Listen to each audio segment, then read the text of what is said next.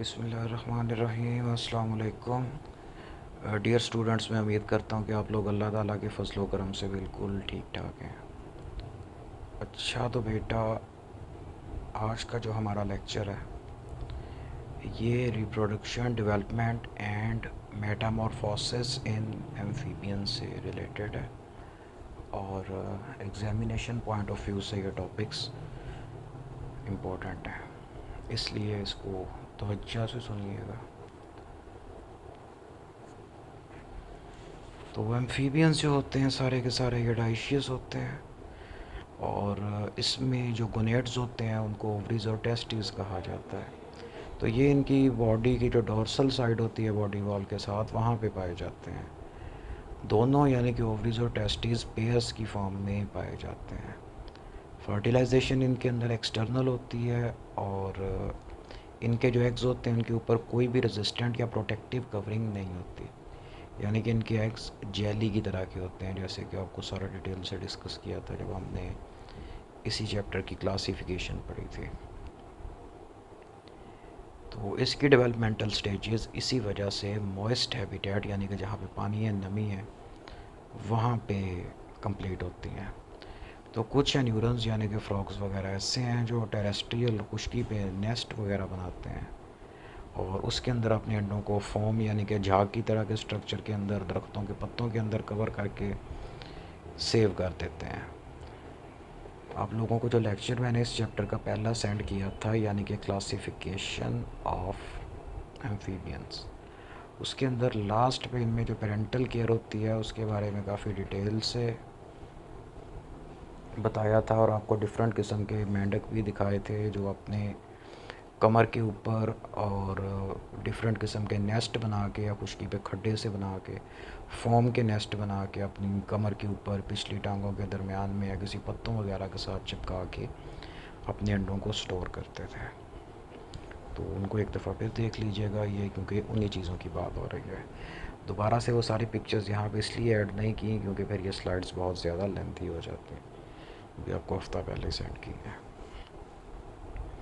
तो कुछ स्पीशीज़ के अंदर जो इसकी लार्वल स्टेजेस होती हैं ये एग की मेम्ब्रेन्स के अंदर ही कंप्लीट हो जाती हैं और उसमें से फिर जो बच्चे निकलते हैं वो सेम एडल्ट की तरह के ही होते हैं, सिर्फ साइज़ के अंदर छोटे होते हैं। तो एक्सटर्नल फर्टिलाइजेशन की जो मेन मतलब कि इसके अंदर एक्सेप्शन है वो सैलेमेंडर्स के अंदर है। टोटल सैलेमेंडर्स में से सिर्फ 10% ऐसे हैं जिनके अंदर एक्सटर्नल फर्टिलाइजेशन होती है। बाकी के सारे जितने भी हैं वो स्पर्मेटोफोर बनाते हैं, यानी कि किस तरह का पाउच लाइक स्ट्रक्चर जिसके अंदर स्पर्म्स को स्टोर किया जाता है, जिसको फीमेल की बॉडी के अंदर रख दिया जाता है और फर्टिलाइजेशन इंटरनल होती है। तो अंडे या तो ये अपने मिट्टी के अंदर देते हैं या पानी के अंदर देते हैं या फिर इनके अंडे डेवलपमेंट के दौरान फीमेल की बॉडी में ओविडक्ट्स के अंदर ही रहते हैं। उसके बाद जिसका तीसरा ग्रुप है यानी कि सिसिलियंस, इनके अंदर भी फर्टिलाइजेशन इंटरनल होती है और इसकी 75% स्पीशीज़ के अंदर जो डेवलपमेंट है वो भी इंटरनल होती है। बाकी के जो 25% सिसिलियंस हैं उनमें डेवलपमेंट एक्सटर्नल होती है। तो एम्फीबियन डेवलपमेंट के अंदर जिसको जोलॉजिस्ट ने मतलब कि बड़ी डिटेल से स्टडी किया और इसके बारे में इनको अच्छी तरह से पता है कि इसमें कौन कौन सी स्टेजेस आती हैं, तो इसको डिफरेंट लार्वल स्टेजेस के अंदर डिवाइड किया जाता है। एम्फीबियन के लार्वे को टैडपोल कहा जाता है, जिसमें से फेमस टैडपोल्स फ्रॉग वगैरह के होते हैं। एम्फीबियन टैडपोल्स जो हैं एडल्ट से इसलिए डिफरेंट होते हैं कि इनका मोड ऑफ रेस्पिरेशन अलग-अलग तरह का होता है, मोड ऑफ लोकोमोशन अलग होता है और इनकी डाइट अलग होती है। तो इसका मेन डिफरेंस का फ़ायदा यही है कि एडल्ट और लार्वा के दरमियान में कंपटीशन को कम किया जा सके। जैसे कि हमने प्रीवियस लेक्चर्स में पढ़ा था कि मोस्टली जो एम्फीबियंस के एडल्ट्स होते हैं ये कार्निवोरस होते हैं, दूसरे जानवरों का शिकार करके खाते हैं, लेकिन जो इनके लार्वे होते हैं वो हर्बीवोरस होते हैं, पानी में मौजूद एल्गी वगैरह को खाते हैं। इसी तरह से जो इसके लार्वे होते हैं वो अपने गिल्स के थ्रू सांस लेते हैं, लेकिन जो एडल्ट्स होते हैं वो अपने लंग्स के थ्रू या फिर अपनी स्किन के थ्रू सांस लेते हैं। लोकोमोशन के लिए भी एडल्ट्स के अंदर टांगे वगैरह होती हैं जिससे ये चलते या उछलते छलांगे लगाते हैं। लार्वे के अंदर टेल होती है, टांगे नहीं होती हैं और वो पानी में फ़िश लाइक मूवमेंट के साथ तैरते नज़र आते हैं। अच्छा, तो अगली चीज़ इसके अंदर आती है इसका ब्रीडिंग बिहेवियर। अच्छा बेटा, तो ब्रीडिंग बिहेवियर के अंदर दो तरह के फैक्टर्स होते हैं जो इसके ब्रीडिंग बिहेवियर को कंट्रोल करते हैं। पहले नंबर पे आते हैं इसके इंटरनल फैक्टर जो कि हार्मोन्स पे बेस करते हैं, यानी कि हार्मोन्स का लेवल जब चेंज होता है तो तब इसके अंदर रिप्रोडक्टिव बिहेवियर स्टार्ट हो जाता है। और दूसरा एक्सटर्नल फैक्टर जिसके अंदर मेनली उस इलाके का जो मौसम वगैरह होता है उस चीज़ पे डिपेंड करता है। तो टेम्परेट रीजन्स के अंदर, यानी कि वो इलाके जिनका मौसम थोड़ा दरमियाना है, ना तो बहुत ज़्यादा बर्फीला है और ना ही बॉइलिंग टेम्परेचर है, तो उसके अंदर जो टेम्परेचर है ये सबसे इम्पोर्टेंट इन्वायरमेंटल फैक्टर है जिसकी वजह से इनके अंदर फिजियोलॉजिकल चेंजेस आना शुरू हो जाते हैं, हार्मोन्स का लेवल चेंज होता है और फिर इनके अंदर रिप्रोडक्टिव बिहेवियर स्टार्ट हो जाता है। इसके अलावा जो इसके ब्रीडिंग पीरियड होते हैं ये सीजनल होते हैं। मोस्टली ये मौसम बहार के अंदर और गर्मियों के अंदर अंडे देते हैं। तो ट्रॉपिकल रीजन यानी कि गर्म रतूब इलाके जो इक्वेटर के ऊपर आते हैं उसके अंदर जो एम्फीबियंस हैं इसका जो ब्रीडिंग सीज़न है वो तभी आता है जब मौसम बरसात आता है, यानी कि जब बारिशें स्टार्ट होती हैं उसी दौरानिए के अंदर इनके अंदर रिप्रोडक्टिव बिहेवियर भी इनिशिएट हो जाता है। इसके पीछे एक बहुत बड़ी एवोल्यूशनरी अडाप्टेशन है, वो ये कि बारिशों का मतलब है कि हर जगह पे जितने भी खड्डे खुड्डे हैं सभी पानी से फिल हो गए, इसलिए इनको अंडे देने के लिए काफ़ी सारी जगह मुयस्सर आ जाती हैं जो बारिशों के बगैर जो मौसम होता है ड्राई सीज़न में मुयस्सर नहीं आ सकते। इसलिए इन्होंने अपना रिप्रोडक्टिव बिहेवियर बारिश के साथ एसोसिएट कर लिया। इसके अलावा कोर्टशिप बिहेवियर है। कोर्टशिप बिहेवियर का मतलब ये है कि रिप्रोडक्शन से पहले जो डिफरेंट इंडिविजुअल्स हैं, मेल्स फीमेल, जो कुछ देर के लिए साथ रहते हैं उसको कोर्टशिप बिहेवियर कहा जाता है। तो इससे इनको ये फ़ायदा होता है कि ये आपस में मिलके ऐसी जगह ढूंढ लेते हैं जहाँ पे इन्होंने अंडे वगैरह देने हैं। और दूसरा ये कि जो इसमें से सिंगल इंडिविजुअल्स हैं वो अपने लिए मेट्स यानी कि रिप्रोडक्टिव पार्टनर्स ढूंढ लेते हैं। तो इसका ये भी फ़ायदा होता है कि ये जो सारे इंडिविजुअल्स हैं at the same time same place पे प्रेजेंट हों ताकि इसके जो अंडे हैं वो फर्टिलाइज़ भी हो जाएं और किसी सेफ़ जगह पे उनको रखा भी जा सके ताकि इसकी डेवलपमेंट सक्सेसफुली कंप्लीट हो सके। तो यही सारे वो जो मैकेनिज़्म है ये आपने पीछे फ़िशेज़ में भी पढ़े थे, जिसके लिए वो डिफरेंट किस्म के फेरोमोन्स वगैरह को यूज़ करते थे ताकि सेम स्पीशीज़ के सभी मेंबर गिवन टाइम पे गिवन प्लेस पे जमा हो जाएं। उनमें भी फर्टिलाइजेशन एक्सटर्नल थी और ये सारे मैकेनिज़्म इसीलिए थे कि एक सेम टाइम के ऊपर फर्टिलाइज हो सके और उनको कहीं पे सेव रखा जा सके। तो सेम यही चीज़ है जो एम्फीबियंस के अंदर भी होती है। तो सिसिलियन के अंदर ब्रीडिंग बिहेवियर क्या आता है इसके बारे में भी इतना नहीं पता। तो इसमें बहरहाल इतना ज़रूर पता है कि मेल्स के पास एक इंट्रोमिटेंट ऑर्गन होता है, यानी कि किस तरह का ऑर्गन जो स्पर्म्स को फीमेल की बॉडी वॉल के अंदर ट्रांसफ़र करने के काम आता है। तो ये ऑर्गन इनकी क्लोएका की वॉल की ही एक अपेंडेड उसके सिरे का तब्दील शुदा हिस्सा होता है और इनके अंदर भी जो फर्टिलाइजेशन होती है वो इंटरनल होती है। ठीक है, तो तीनों ग्रुप्स हो गए। इसमें से जो सिसिलियन है इसके बारे में भी इतना नहीं पता, सैलेमेंडर्स का हो गया और फ्रॉक्स का भी हो गया। तो अगली इसमें जो इम्पोर्टेंट चीज़ है ये है वोकलाइजेशन। वोकलाइजेशन का वैसे जो मतलब है, वोकलाइजेशन कहते हैं साउंड प्रोडक्शन को, यानी कि आवाज़ पैदा करना। तो ये इसके साथ इसलिए एसोसिएटेड है कि इनके रिप्रोडक्टिव साइकिल के अंदर जो वोकलाइजेशन है ये बड़ा इम्पोर्टेंट रोल प्ले करती है। एक चीज़ आपने याद रखनी है, ये जो रात को मेंढक बोल रहे होते हैं इसमें जो बोलने की आवाज़ होती है ये सिर्फ़ और सिर्फ मेल मेंढक की होती है। मेल मेंढक ही फ्रॉग और टोड दोनों ये साउंड प्रोड्यूस कर सकते हैं, जो फीमेल्स होती हैं वो साउंड प्रोड्यूस नहीं कर सकती।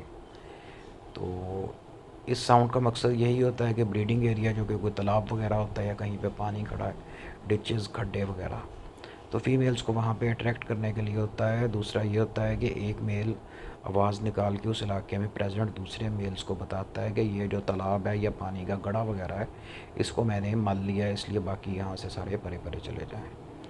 तो मोस्टली फ़ीमेल्स उसी मेल को प्रेफर करती हैं जो ज़्यादा ऊंची आवाज़ निकालता है।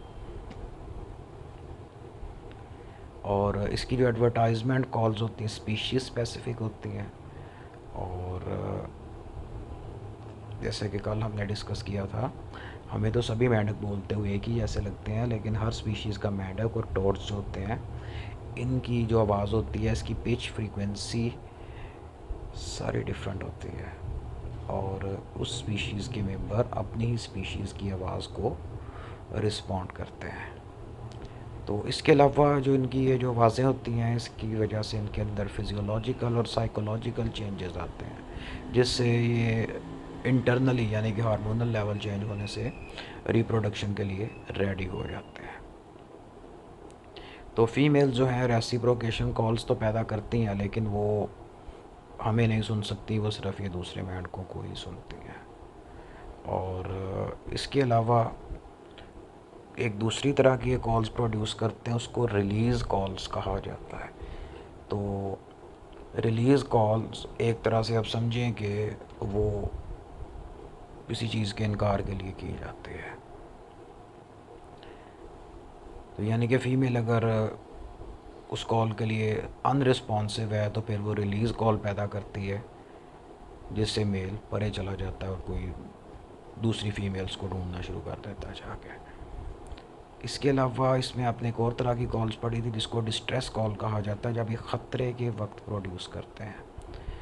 तो ये वाली जो कॉल्स होती हैं, इसका रिप्रोडक्शन से कोई लिंक नहीं है, और रिप्रोडक्टिव साइकिल या ब्रीडिंग साइकिल के दौरान ये डिस्ट्रेस कॉल्स पैदा नहीं करते।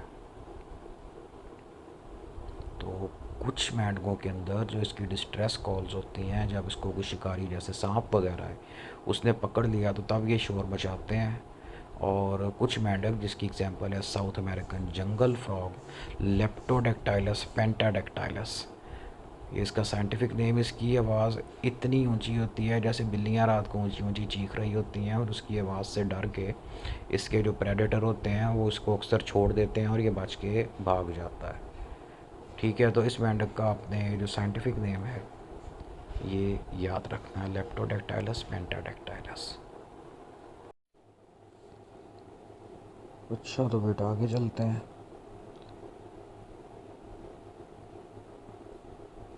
अच्छा, वोकलाइजेशन के अंदर जो फ्रॉग्स हैं इनके पास एक स्पेसिफिक साउंड प्रोड्यूस करने वाला ऑर्गन होता है, इसको लेरिंक्स कहा जाता है, और इसके अंदर वोकल कॉर्ड्स होते हैं। यानी कि जिस तरह से हमारा लेरिंक्स साउंड बॉक्स है, इनका भी लेरिंक्स ही होता है। तो मेल्स के अंदर ये ज़्यादा डेवलप्ड होता है, इसके अंदर एक वोकल सैक भी पाया जाता है। और अक्सर फ्रॉग्स के अंदर, बल्कि मोस्टली फ्रॉग्स के अंदर जो वोकल सैक्स होते हैं, ये इसकी बकल कैविटी की जो इंटरनल लेयर है उसके ही आगे एक्सटेंडेड हिस्से होते हैं। ये इसकी डायग्राम है, इसको देख लें पहले, फिर आगे चलते हैं। अब देखें फ्रॉग के अंदर से जो पिंक कलर में पोर्शन दिखाया हुआ है ना, पहले ये इसका माउथ है, इसके लंग्स हैं।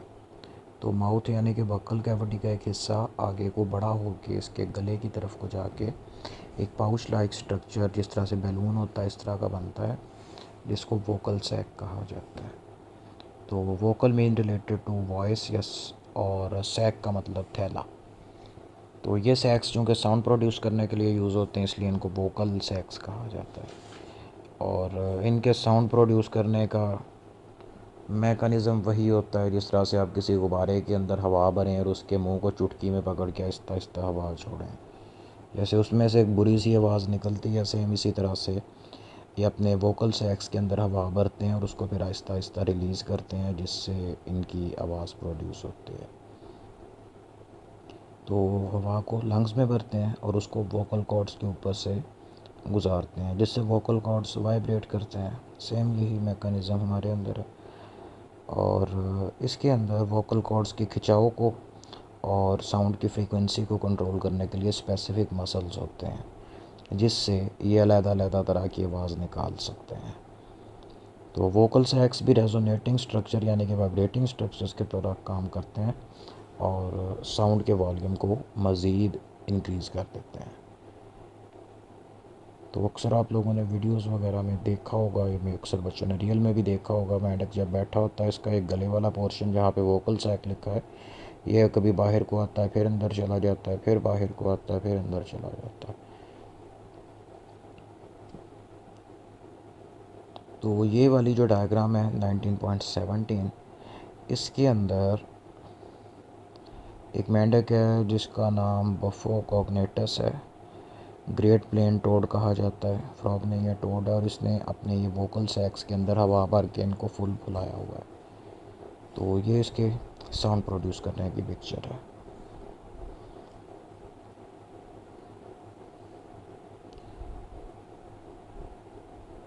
अच्छा, तो उसके बाद वोकलाइजेशन ये रिप्रोडक्शन में कैसे यूज़ करते हैं।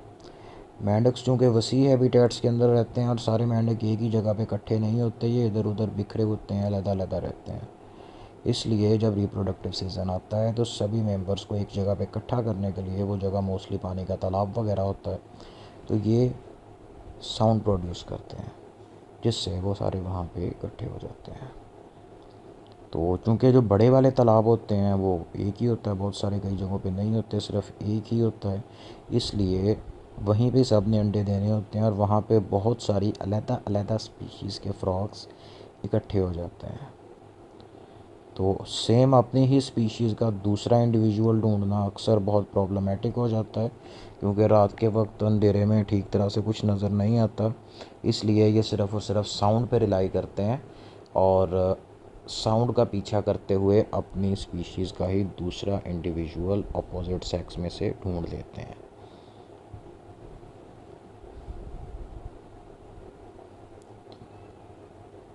अच्छा, उसके बाद बेटा अगली चीज़ जो इसके अंदर आती है वो है पेरेंटल केयर, बल्कि जो आपकी वाली बुक है ना ड्रामे वाली, उसके अंदर पहले मेटामॉर्फोसिस आता है, उसके बाद पेरेंटल केयर आती है, इसलिए हम पहले ना मेटामॉर्फोसिस पे चलते हैं और पेरेंटल केयर उसके बाद पढ़ देंगे।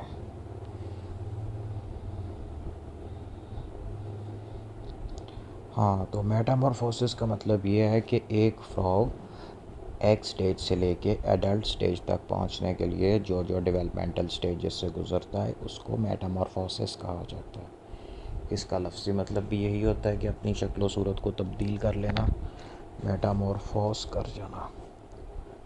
तो इसकी जो बहुत अच्छी डायग्राम्स हैं, जिस दिन आपको ऑर्डर एन्यूरा वाला लेक्चर सेंड किया था उसके अंदर मौजूद हैं, और उसी में ही इसकी पेरेंटल केयर की डायग्राम्स भी मौजूद हैं।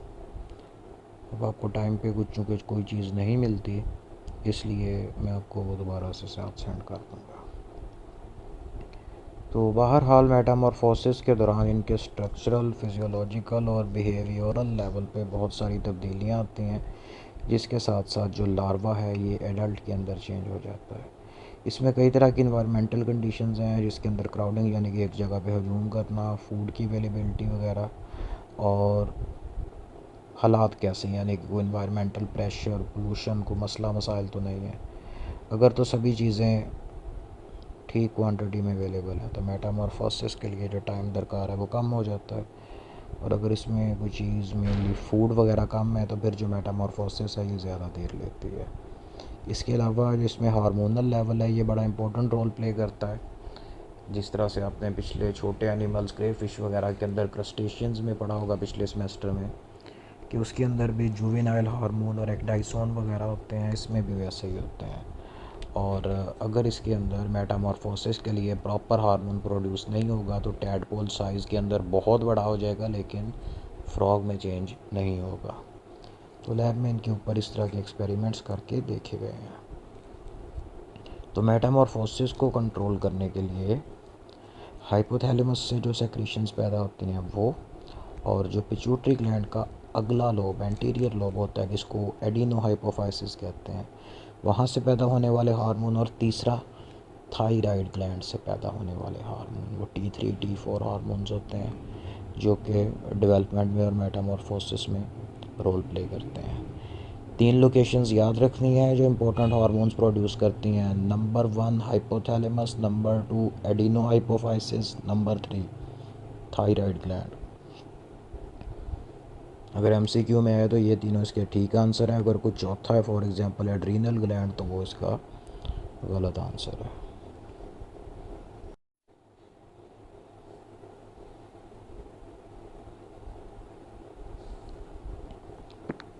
अच्छा, तो मेटामॉर्फोसिस के अंदर जो मॉर्फोलॉजिकल चेंजेस आते हैं ये एम्फीबियंस के तीनों ग्रुप्स के अंदर सिमिलर नहीं होते। फॉर एग्जांपल जो सिसिलियन और सैलिमेंडर्स हैं इनके लार्वा और एडल्ट की शक्ल सूरत के अंदर कोई इतना ख़ास फ़र्क नहीं होता, सिर्फ साइज़ का फ़र्क होता है। इसकी जो लार्वल फॉर्म्स हैं वो छोटी होती हैं, एडल्ट्स बड़े होते हैं, थोड़ा बहुत कलर का फ़र्क होता है। तो जैसे जैसे ये लार्वे से एडल्ट में चेंज होते हैं, यानी कि सिसिलियन और सैलेमेंडर इनकी बात हो रही है, तो इसमें रिप्रोडक्टिव स्ट्रक्चर बनते हैं, गिल्स इसमें ख़त्म हो जाते हैं और कॉर्डल फिन यानी कि जो टेल होती है अगर प्रेजेंट है तो वो मोस्टली में ख़त्म हो जाती है। तो एन्यूरन्स वगैरह के अंदर जो फ्रॉग्स वगैरह हैं तो इसमें जो चेंजेस हैं ये ज़्यादा ड्रास्टिक और ड्रामेटिक होते हैं। यानी कि अंडे से जो बच्चा निकलता है सबसे पहले उसको टैडपोल कहते हैं और वो बिल्कुल जिस तरह का बड़ा सारा कोमा होता है इस शेप का होता है। तो वो आहिस्ता आहिस्ता पानी में तैरता रहता है, खाता पीता है। पहले उसकी 2 टांगें निकलती हैं, फिर 4 निकलती हैं, फिर टेल ख़त्म होती है, फिर वो एक छोटे से मेंढक में चेंज हो जाता है और आहिस्ता आहिस्ता उसका साइज़ इंक्रीज़ कर जाता है। तो इसके अलावा इसके हेड के स्ट्रक्चर में चेंज आता है, डाइजेस्टिव ट्रैक्ट चेंज हो जाता है क्योंकि मोड ऑफ न्यूट्रिशन बदल जाता है। As we discuss in the previous slides के जो टैडपोल होते हैं हर्बीवोरस होते हैं, एडल्ट कार्निवोरस होते हैं। और हर्बीवोरस और कार्निवोरस एनिमल्स के अंदर इनका डाइजेस्टिव सिस्टम एक जैसा नहीं होता। जब हम मैमल्स पढ़ेंगे आगे उसमें डिटेल इसकी आएगी। तो ये नेक्स्ट इसकी डायग्राम है जिसमें मेंढक के मेटामॉर्फोसिस को यानी कि इसकी डिफरेंट डेवलपमेंटल स्टेजेस को दिखाया गया है। साथ इनकी नंबरिंग दी गई है।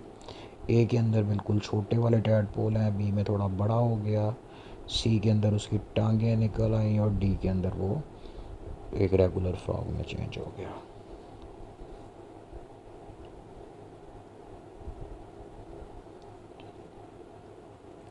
तो इसी के अंदर ही आगे है मेटामॉर्फोसिस के जो मैकेनिक्स हैं, यानी कि इसके अंदर जो एक्चुअल मैकेनिज़्म है, इसमें हमें आंसर मिलता है कि एम्फीबियंस के अंदर जो पीडोमॉर्फोसिस का प्रोसेस होता है वो कैसे होता है। तो पीडोमॉर्फोसिस आपने प्रीवियस ग्रुप्स में भी पढ़ा है, यानी कि इसकी जो इमेच्योर लार्वल फॉर्म है उसके अंदर ही एडल्ट जैसे करैक्टर्स और सेक्सुअल मैच्योरिटी का आ जाना, इसको पीडोमॉर्फोसिस कहा जाता है।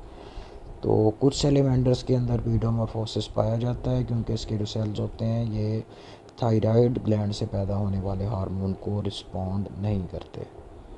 जबकि कुछ दूसरे होते हैं वो भी पीडोमॉर्फोसिस को शो करते हैं क्योंकि इनके अंदर वो हार्मोन ही पैदा नहीं होते जो मेटामॉर्फोसिस को कंट्रोल करते हैं। तो सैलेमेंडर की कुछ फैमिलीज ऐसी भी हैं जिसके अंदर पीडोमॉर्फोसिस रूल है, यानी कि सबके अंदर होता है और लाजमन होता है। इसके बरक्स कुछ फैमिलीज ऐसी हैं जिसके अंदर पीडोमॉर्फोसिस की सर्टेनिटी नहीं है। अगर तो एनवायरमेंटल कंडीशंस इस तरह की हैं कि वो हार्मोन्स के साथ इंटरफेयर करते हैं तो पीडोमॉर्फोसिस हो जाता है, यानी कि इसका जो इमेच्योर इंडिविजुअल उसमें ही सेक्सुअल मैच्योरिटी आ जाती है। और अगर इन्वायरमेंट उसके हार्मोनल लेवल के साथ इंटरफेयर नहीं करता तो पीडोमॉर्फोसिस नहीं होता। अच्छा, तो ये तो हो गया इसका बेटा मेटामॉर्फोसिस वाला टॉपिक कंप्लीट। अब हम इसमें पीछे चलते हैं, इसमें जो पेरेंटल केयर रह गया है वो पढ़ते हैं।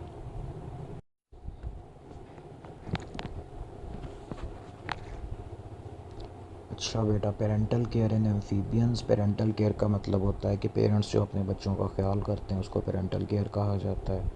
पेरेंटल केयर का फ़ायदा ये होता है कि एक अंडे से निकलने के एक मतलब एक अंडा भी डेवलप कर रहा है, हैच नहीं हुआ, उसके प्रोटेक्शन के परसेंटेज ज़्यादा हो जाती है। दूसरा ये है कि जब उसके अंदर से बच्चे निकल आते हैं तो फिर उनको प्रेडेटर वगैरह से बचा के उनके सर्वाइवल की प्रोबेबिलिटी को ज़्यादा किया जा सकता है। लेकिन पेरेंट्स को इसके लिए बहुत ज़्यादा टाइम और एनर्जी कंज्यूम करनी पड़ती है। एम्फीबियंस के अंदर जो सबसे आम पाई जाने वाली पेरेंटल केयर है वो है एग्स की अटेंडेंस, यानी कि एग्स की निगरानी करना जहाँ पे इन्होंने अंडे दिए हैं। क्लच का मतलब होता है एक बारी में जितने अंडे दिए जाते हैं, इसको क्लच ऑफ एग्स कहा जाता है, the number of eggs laid at a time. तो बारी बारी दोनों पेरेंट्स में से कोई एक या दोनों या जो भी उनमें से प्रेजेंट है वो उसके आसपास रहते हैं और उस पर नज़र रखते हैं वो दूसरा जानवर इसको डिस्टर्ब तो नहीं कर रहा। तो वो स्पीशीज़ जिनके अंदर इंटरनल फर्टिलाइजेशन होती है, यानी कि सैलमेंडर्स और सिसिलियंस, उनके अंदर मैटरनल केयर पाई जाती है, यानी कि उनकी मदर फिर इनकी केयर करती है। और पेरेंटल केयर मोस्टली उन स्पीशीज़ के अंदर पाई जाती है जिनमें फर्टिलाइजेशन एक्सटर्नल होती है। इस लाइन को याद रखिएगा कि मैटरनल केयर किन में होती है, जिनमें फर्टिलाइजेशन इंटरनल है, और पैटर्नल केयर किन में होती है, जिनमें फर्टिलाइजेशन एक्सटर्नल है। तो एक्सटर्नल फर्टिलाइजेशन वाले ग्रुप के अंदर एन्यूरन्स यानी कि फ्रॉग्स एंड टॉड्स आते हैं। इसके अलावा पेरेंटल केयर के अंदर एक्वेटिक एग्स की एरेशन यानी कि अंडों को थोड़ा बहुत हिलाते रहना ताकि उन तक ऑक्सीजन पहुंचती रहे। उनके ऊपर अगर कोई मिट्टी कीचड़ वगैरह जम गया है तो उनको साफ़ करना। अगर खुश्की पे कहीं इन्होंने मतलब अंडे दिए हैं तो उनकी नमी के लेवल को बरकरार रखना और उनको थोड़ी थोड़ी देर के बाद पानी वगैरह से गीला करते रहना। अंडे को प्रेडेटर से बचा के रखना, और उसके अंदर कोई अंडा किसी वजह से ख़राब हो गया है, डेड हो गया, उसमें लार्वा मूव करता नज़र नहीं आ रहा, मतलब डेड है, या उसको कोई फंगस वगैरह लग गया है, डैमेज हो गया है किसी तरह से, तो फिर उसको बाकी हेल्दी एग्स के साथ से रिमूव कर दिया जाता है।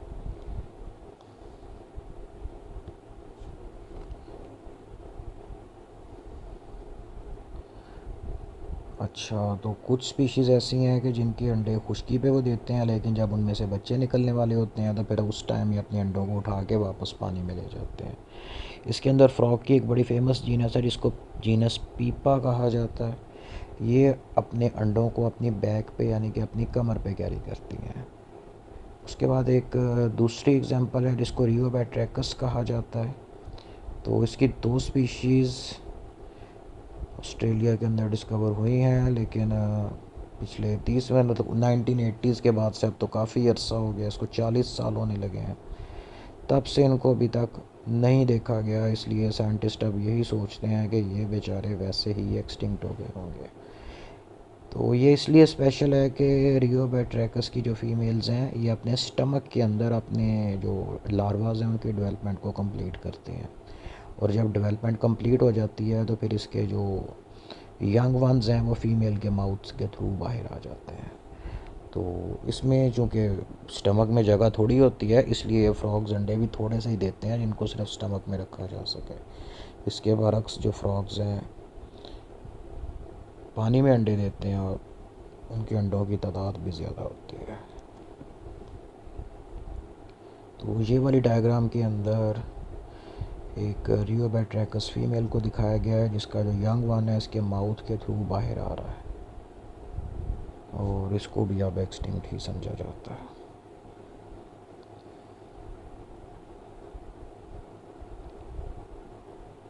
ठीक है, अब चूँकि ये फ्रॉग नहीं पाया जाता और पिछले 40 साल से इसको वैसे ही नहीं देखा गया, 1980 के बाद ये नज़र नहीं आया, इस वजह से इस पर फर्दर रिसर्च भी नहीं की जा सकती क्योंकि कोई स्पेसिमन है ही नहीं, रिसर्च कहाँ से करनी है।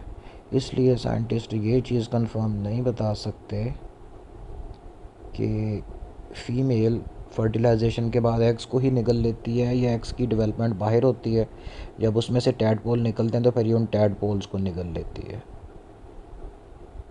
इसके बारे में कोई कंफर्मेशन नहीं है क्योंकि कंफर्म करने के लिए एक्सपेरिमेंट लाजमी है और एक्सपेरिमेंट के लिए स्पेसिमन चाहिए जो कि एक्सटिंक्ट हो गया। तो ब्रूडिंग के दौरान, ब्रूडिंग का मतलब होता है अंडों को सींचना, जिस तरह मुर्गी अंडों के ऊपर बैठी होती है उसको कहते हैं मुर्गी अपने अंडों को ब्रूड कर रही है।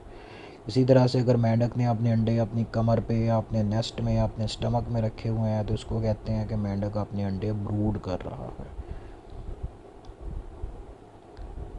तो इस स्पीशीज़ के अंदर ये होता है कि ब्रूडिंग के दौरान इसका स्टमक फैल के अपने एक्चुअल साइज़ से काफ़ी बड़ा हो जाता है और बॉडी कैविटी को अंदर से कम्प्लीटली फिल कर देता है। दूसरा, क्योंकि स्टमक के अंदर तो अंडे होते हैं, इसलिए स्टमक डाइजेस्टिव सेक्रीशंस और एंजाइम्स वगैरह प्रोड्यूस करना बंद कर देता है कि कहीं अंडे ही डाइजेस्ट ना हो जाए। तो उस दौरान ये फीमेल्स फिर खाती पीती कुछ नहीं है और इनकी बॉडी के अंदर जो फैट्स जमा होते हैं उस पर गुजारा करते हैं। तो वीवी पैरिटी यानी कि बच्चे देना और ओवो वीवी पैरिटी यानी कि एग्स को बॉडी के अंदर रखना, अंदर ही डेवलपमेंट कंप्लीट होना और एग्स पे टूट जाना और बच्चे बाहर आ जाना, तो ये सैलेमेंडर और सिसिलियंस के अंदर देखने में आती है और काफ़ी कॉमन भी है। तो ये आपका बेटे लेक्चर था, ये कंप्लीट हो गया। इससे रिलेटेड अगर किसी बच्चे का कोई क्वेश्चन है तो मेरे से पूछ सकता है। और पेरेंटल केयर और मेटामॉर्फोसिस की जो 2 डायग्राम्स हैं वो मैं आपको साथ इसके सेंड कर दूँगा लेक्चर के। Thank you very much and अल्लाह हाफिज़।